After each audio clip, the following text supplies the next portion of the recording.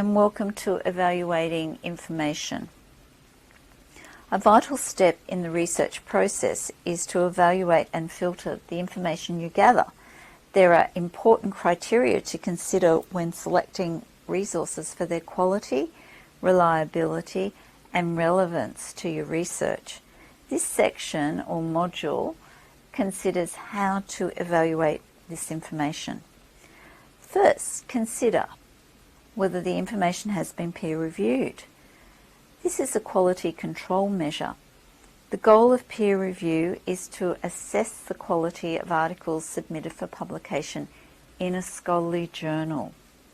When a manuscript is submitted to a journal, it is assessed to see if it meets the criteria for submission. If it does, the editorial team will select potential peer reviewers within the field of research to peer review the manuscript and make recommendations. Peer reviewers are experts who volunteer their time to help improve the manuscripts that they review. There are three main types of peer review. The single blind review. The reviewers know the names of the authors, but the authors do not know who reviewed their manuscript unless the reviewer chooses to sign the report. Double blind. The reviewers do not know the names of the authors, and the authors do not know who reviewed their manuscript. The triple blind review process is where editors also are kept blind from the authors and vice versa.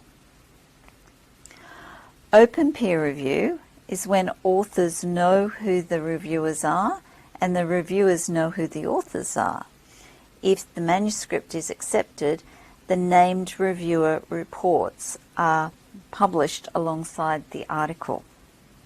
But how do you know if a journal utilises a process of peer review? Well, there's a couple of ways you can do this. You could check the About section on the journal website.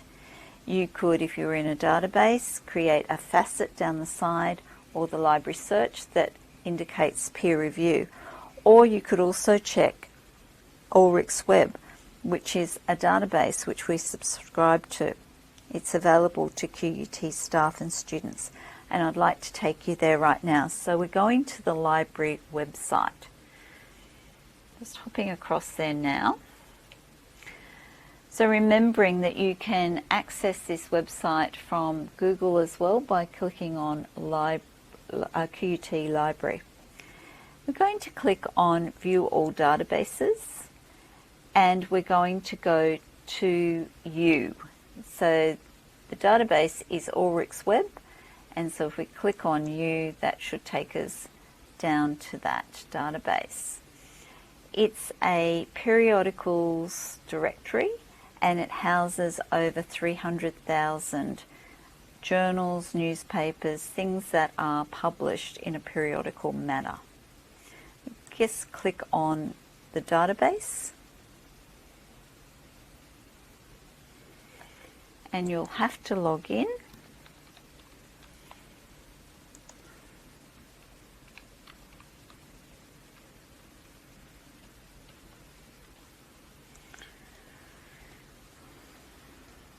And it's very easy to search within this database. It's not a complex sort of database, it's really a listing of journals. It's a good one to know about. So you can search on the title of a journal, an ISSN, the International Serials number, or search on a term. So I'm going to search on JAMA and hit enter.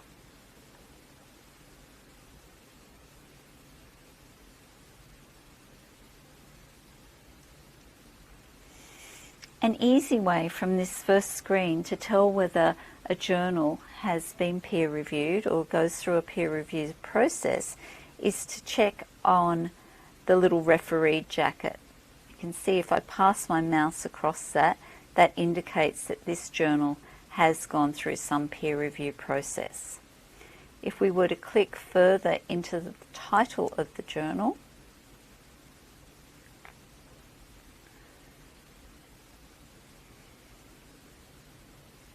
and have a look within the record here.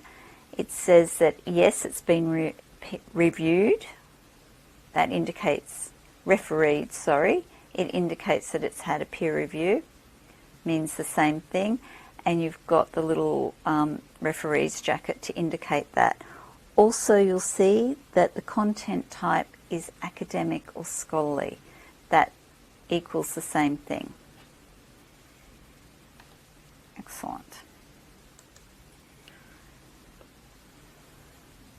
So I'd like you to think about asking yourself the following questions. Has the journal been peer reviewed? Who is the publisher? That's important, perhaps. How has the information been gathered and analysed? So considering the validity. Is the information accurate? Can it be verified? Are the references of high quality? So this is an indication of accuracy. What about the author? Do we know the authors? Are the authors of high quality? Have got a good reputation? Who are the authors? So considering the author authority.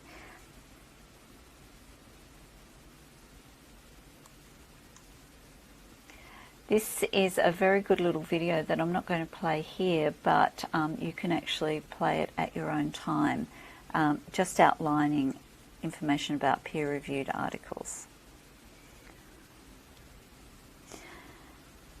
At QUT, we are committed to creating and fostering an environment that encourages and rewards academic honesty and ensuring that you have clear guidance and assistance so that you can follow these principles.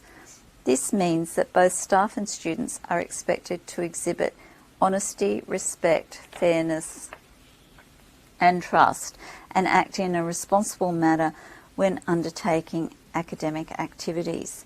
Breaking the principles of academic honesty is interpreted as dishonesty. Plagiarism is perhaps the most common form of academic dishonesty.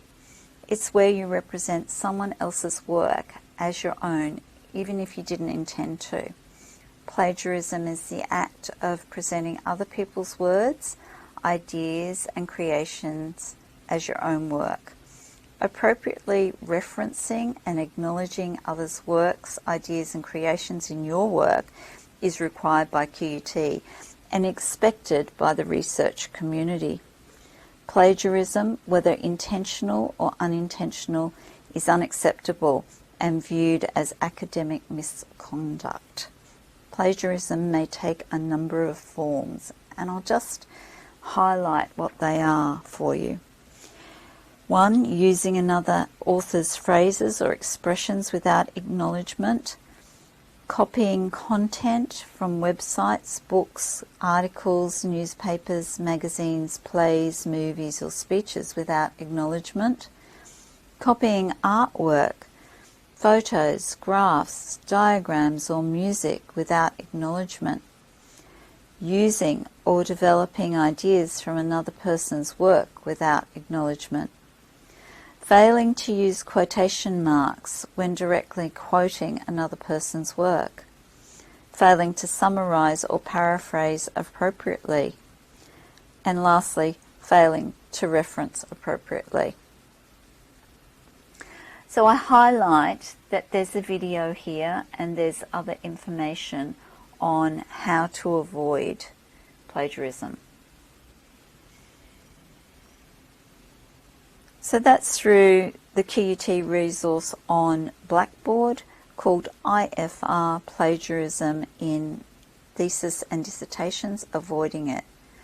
It also provides critical information about plagiarism for QUT researchers.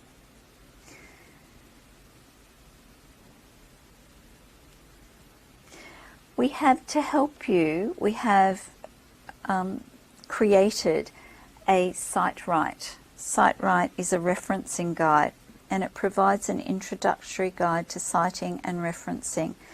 Note that you will need to identify a referencing style and demonstrate appropriate use of this in your resource log.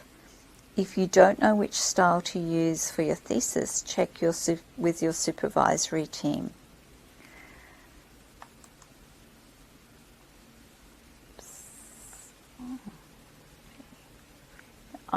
I've just taken you across to the plagiarism detection and checking software, and we'll just flip back to our PowerPoint for a moment because the link for that is on the other page.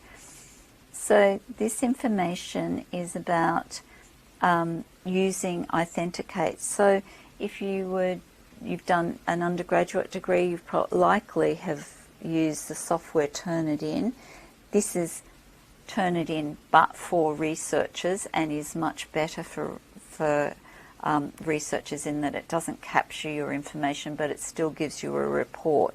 And so you automatically, as a research student here at QUT, automatically have access to that software, and within probably 4 to 6 weeks of enrolling into your course, you will get an email with a login and password to that software. I highlight this as a really important tool for you.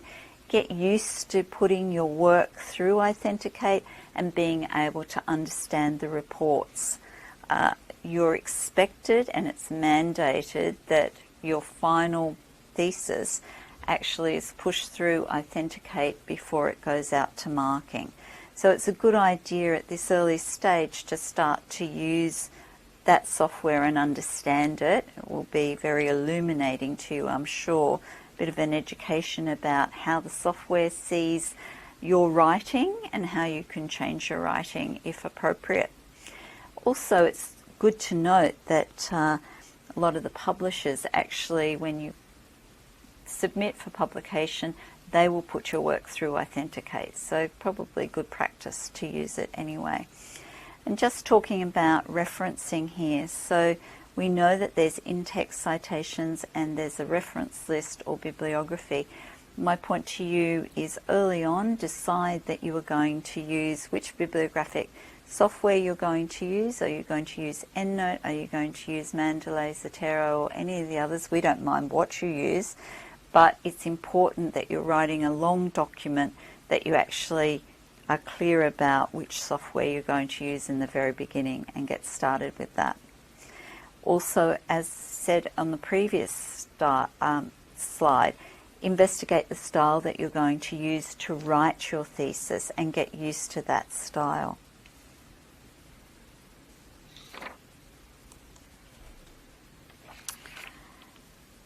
In this module, we've looked at evaluation criteria that can help determine whether the information you are gathering is of high quality. We also looked at academic honesty, dishonesty, and the use of Authenticate to help you understand how to write academically. In the next workshop, I'm going to be looking at AIRS 2. So AIRS 2 is about formulating effective search statements to answer your research question using appropriate databases using advanced search techniques. Another method that can help us to ensure that we've encapsulated all that we need to for our literature review is cited reference searching. Cited reference searching is when you have a known article and you're looking to see who else has referenced that article in subsequent publications. It's a very powerful method that I'm going to take you through and show you how to do that. Lastly, we need to keep up to date. We also need to be effective and efficient and save time.